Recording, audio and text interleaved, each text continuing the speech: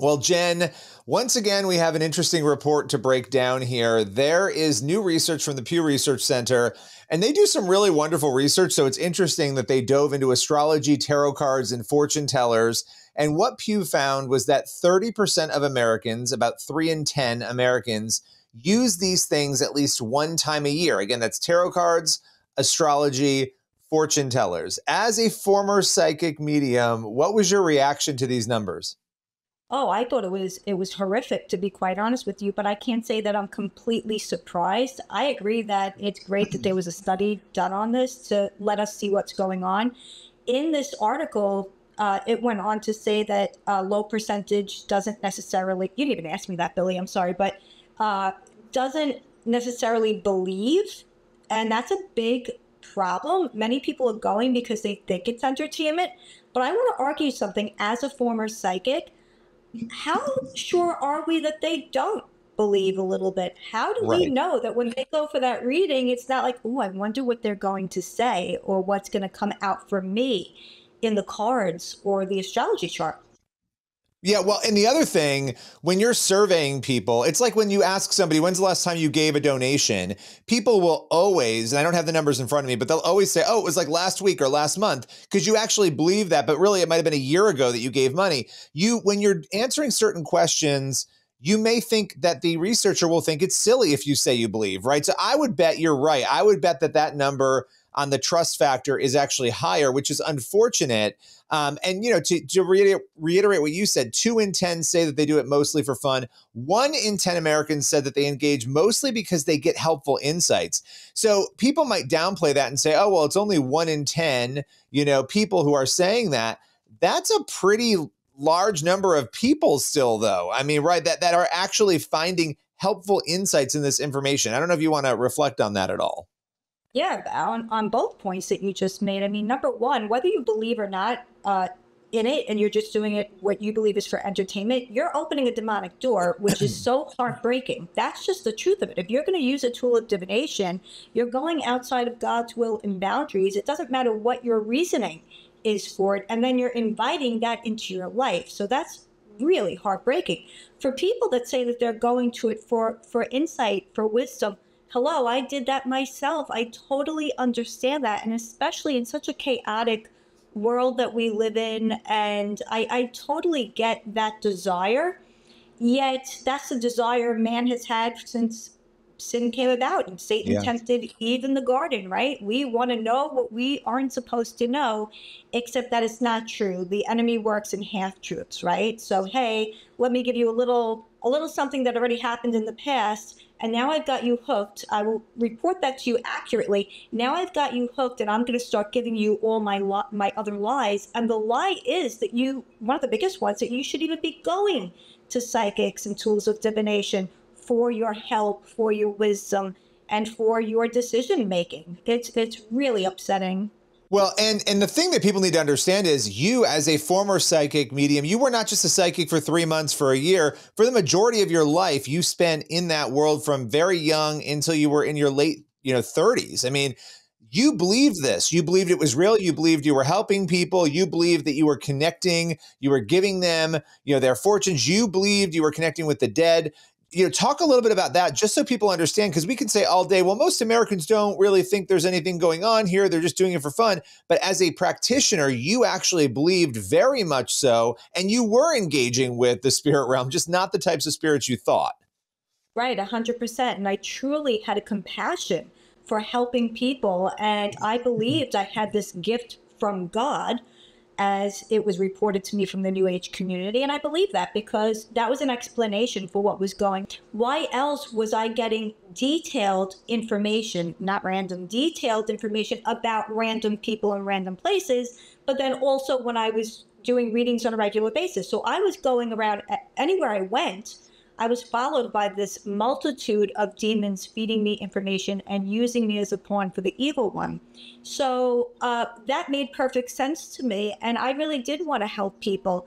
On the flip side of it, as the client, I also was a client many times. I was getting readings for years of my life, Billy. As you know, my first one was at 13. And after that, I too went to divination. Even when I did my own readings, I did automatic writings on myself. I channeled. I went into a meditative trance-like state and I channeled. And it was always to ask a question, to find something out about my life. So I can understand both. But the reality is that this is a very real thing. It's really demonic. And blowing it off as some sort of game or entertainment party fun thing is a very dangerous thing to do. Well, and I think to your point earlier, there's more to it than that. Even if people are doing it for fun at a party, they think that there's some truth in it. There's something, even if they think it's fun, that they want to pull from it, which is why they're engaging in it. And the thing that really showed up in the research, some different groups of people, I'm just going to talk about one right now, young adults, especially young women, they are more likely to look at astrology and horoscopes than most other groups. Why do you think young people, especially young women, are so entrapped in that when you compare them to other age groups and other individuals? You know, I wonder if it really goes back again to the garden, Billy. I mean, it was the woman who was tempted by the serpent and hey, listen, I'm not trying to be sexist or anything here. We we also have we have this, maybe what some people want to call like this intuitive thing, this softer side, something like that, where we're more prone to, and again, I hate to generalize, but you asked the question, to the spiritual realm. We're looking for that. I mean, there's a big thing with the divine feminine too, with goddess worship and so on and so forth. And we have to remember that our culture today is certainly targeting that age range with the female musicians that are all "I am woman, hear me roar." Yeah. Yeah. Well, and that's a really good point. And I think women too, and I'm gonna say something, I'm gonna get myself in trouble. There are plenty of women who are logical and plenty of men who are emotional, but the point is women are more in tune to emotion in general, and men tend to focus more on, does that make sense? You know, the logic. And so you need both of those things in life. And again, men and women can have both of them. But I think that this is more emotional, right? Because it does play into your emotions, your feelings, what you want to know about the future. We all want to know what our future is, but we're not intended to know that. We're intended to trust God for what he has for us and to be in his will.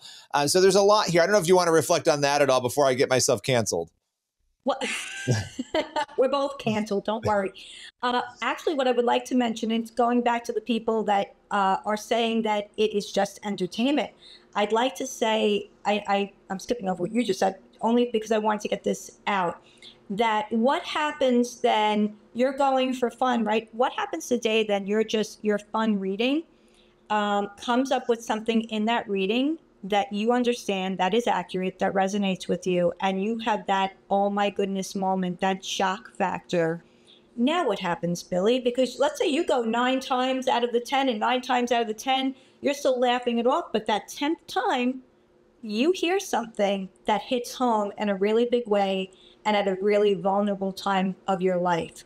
This highlights the danger of doing something that's demonic. Again, whether you agree with it or not. But I do agree, going back to what you said, absolutely, I'm with you 100% on that. Women are more emotional, wondering about many things that are on the heart, absolutely true. And yes, we do need a balance of which is why men and women were created to help one another, right? And to complement one another. You know, the other thing with young people in general, outside of just females, we're watching a resurgence and an interest in faith. And we'll sort of close out with this because I think this is important. As young people are questioning the lies they've been told, they're looking for something bigger than themselves. This is not positive. This data is not positive, but the glimmer of hope in it is that there are people who are open, young people, to something bigger than themselves, right? That they're realizing that it's not just what's in front of us. So the goal would be, how do you get them away from tarot cards, astrology, and all of that and get them towards the Lord? But do you think because we're watching so many young people start to question the secularism that we have, that maybe that might be driving more of this, unfortunately, again, but because they're looking for that truth? Yeah, absolutely. And that's the ultimate spiritual battle, right? The tug of war between, quote unquote, good and evil, God and the enemy, that we see the spiritual battle happening in the high places. And we see the enemy trying as hard as he can to influence these the youth and the rest of people too, for souls. It's a battle for souls. And I think that it's true what you're saying. It's great to see the conversions that we're seeing. We're seeing revivals. We're seeing great things, which is awesome. And this is prime time, Billy, to be warning and exposing about the New Age and the occult. Absolutely. No, and this is what we need to be doing, and making sure that we're actively trying to reach people with the truth. Now, I want to highlight a couple of things that you are working on right now before we go here. This is very important. People can go to xpsychicsave.com. That's your website. You also have a podcast, X Psychic Save, that people can go and listen to, your YouTube channel, and you have a big project right now that you are fundraising for, which is a film, Out of the Shadows, and X Psychic Finds Jesus, a film about your life. It's an incredible story. And if people want to take part in that, they're able to go to your givesendgo.com/out of the shadows. They can go and contribute to that if they would like and find out more information about that project. Anywhere else you want to send people, Jen? Thank you, Billy. I really appreciate that. I think you hit you hit all the spots. I mean, on the website, if I'm going out and I'm speaking, I'm going into churches. There's a form that can be filled out on my website if you'd like to come have me talk in your church. The new book is coming out in October 1st. I'm super excited. But yeah, if you guys want to support this movie that I'm blessed to say my brother here, Billy, is joining forces with me on this. It's really important to do all that we can in our culture. It's one thing that we're exposing it, right? It's another thing to get in there and say, okay, I'm exposing this, and yet I'm also showing you the power of God, the glory of God, and how he can take somebody like me. He can take your friend, your mom, your sister, your daughter out of the New Age and bring them into the kingdom of light with our Lord Jesus Christ. Well, that is a perfect place for us to close today. Jen, Nizza, as always, thank you for your time. God bless you, Billy.